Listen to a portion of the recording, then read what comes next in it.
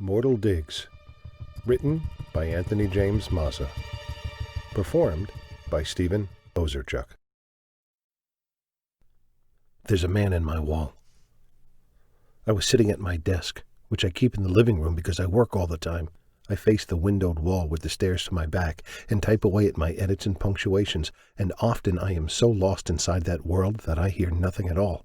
But I heard the man inside my wall. I know the sounds my house makes. Everyone does, really. Of course, we don't notice them until a new one captures our attention. Behind me came the creaking sound of a new floorboard. I say new, not referring to its age, but rather its virgin contribution to the noises of my house. It began quietly enough and swelled louder as the floorboard behind my wall, that had never been stood upon, took on sudden weight. I turned and looked in the general direction, but saw nothing. I waited for it to come again. And it did, louder this time. Fearless squirrel, I thought, and got out of my chair and walked to the noise, toward the cedar-planked wall that makes up the space beneath the stairs that rise to my bedroom loft.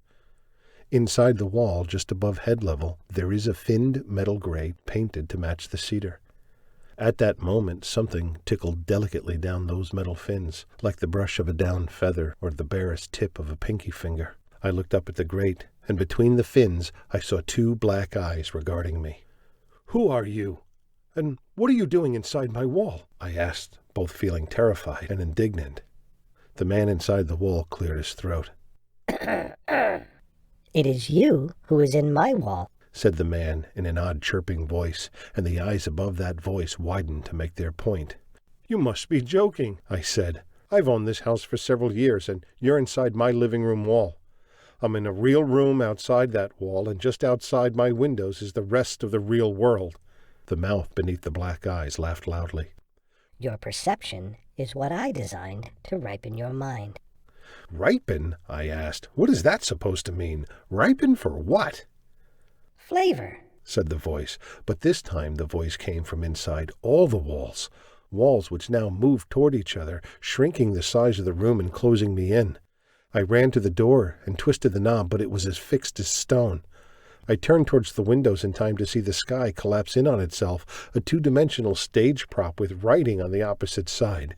"Humans check in, but they," those words said, and then the wall beneath the stairs opened. I saw an oval body shape towering behind it, with its tiny head and reversed down-shaped pulsing mouth. This thing was not a man, and now it's racing toward me, hissing in anticipation and hunger through its mandibles. I would scream, but I don't believe there is any person in this world that would hear me.